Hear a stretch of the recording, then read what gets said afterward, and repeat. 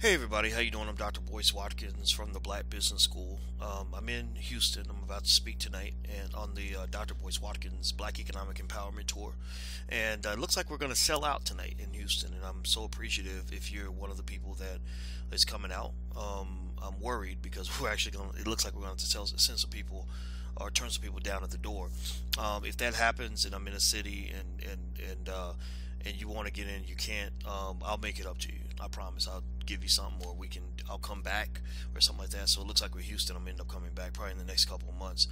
But I want to say thank you for your support. It's not taken for granted. It never will be taken for granted. It is entirely appreciated, from the bottom of my heart.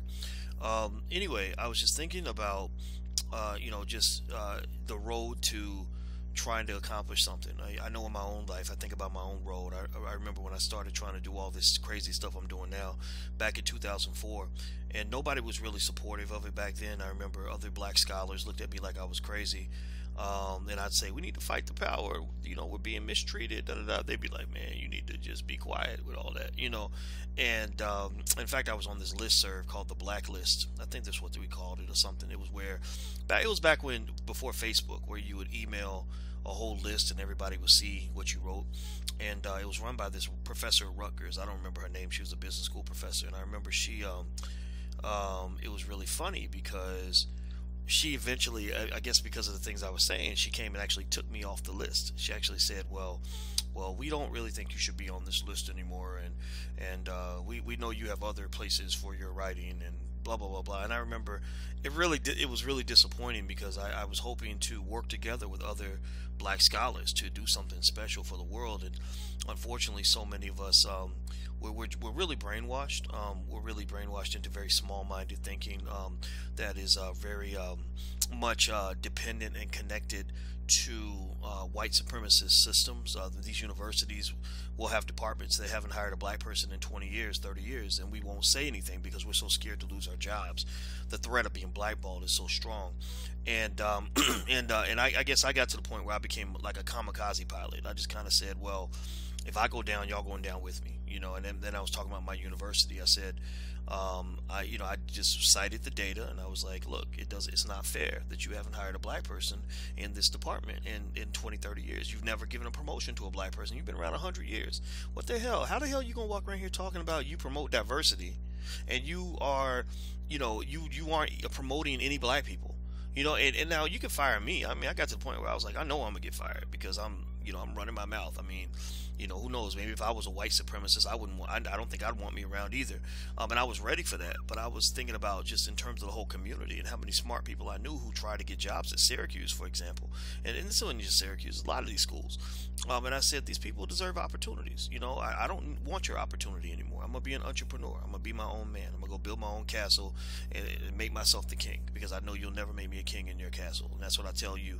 Any of you who have sons that want to be kings, that want to be leaders, teach them how to build castles. A black man must learn how to build his own castle, because the white man ain't gonna invite you into his castle and make you the king. I've told you guys that 1,000 times, and I'm gonna say it a lot because I want you to really, really think about that in terms of how we raise our kids.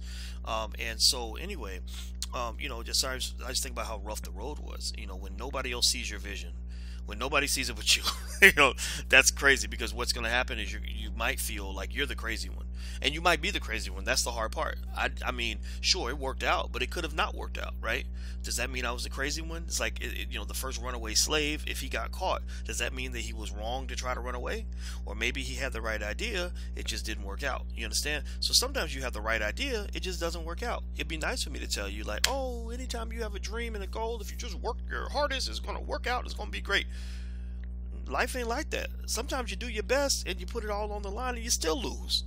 But at the end of the day, you can't feel bad about the fact that you had a big dream and you went for it.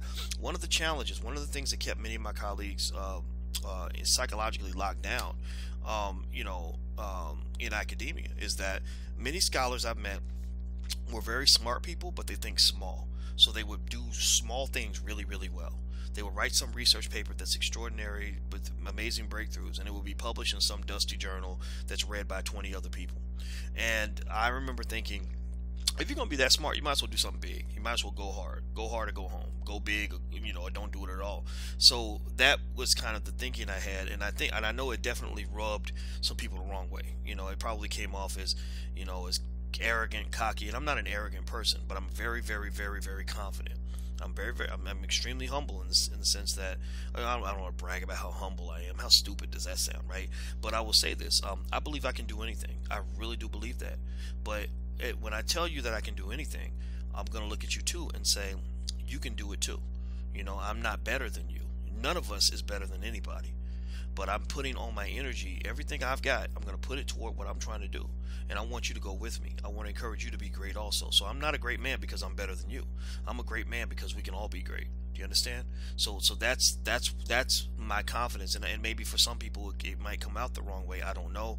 I remember I met a professor one time who met me, and she said, other people have talked to me about you, and they told me that you're a jerk, and that you date white women, and that you do this and this. I say, okay, number one, I've never dated a white woman in my life. When I was 15 years old, I liked a white girl for 2 weeks until her daddy told her that she can't date a black man.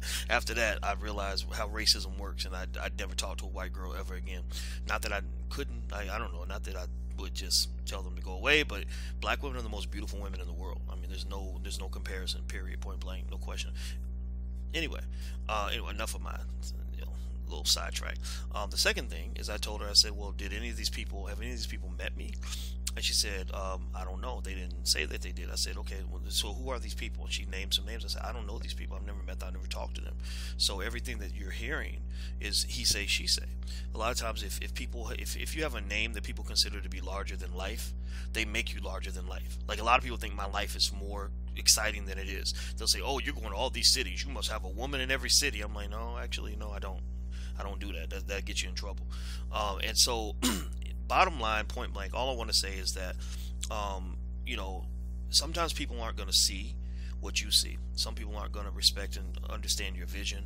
Some people are going to, and then as your vision comes to fruition, whether you win or you lose, people are going to distort that. People are going to say things that are not beneficial or healthy, that don't make you feel good. But you got to keep going. You can't give up on your dream. That's your baby. Your baby might be ugly as hell. Your baby might be the shortest baby in school. Your baby might be sickly, but that's your child. That's yours. You gave birth to that. Do you understand? And here's the thing: when you go work for other people your whole life, you're supporting their dream. You're raising their kids. You're babysitting for them, instead of having a baby of your own that you can take care of.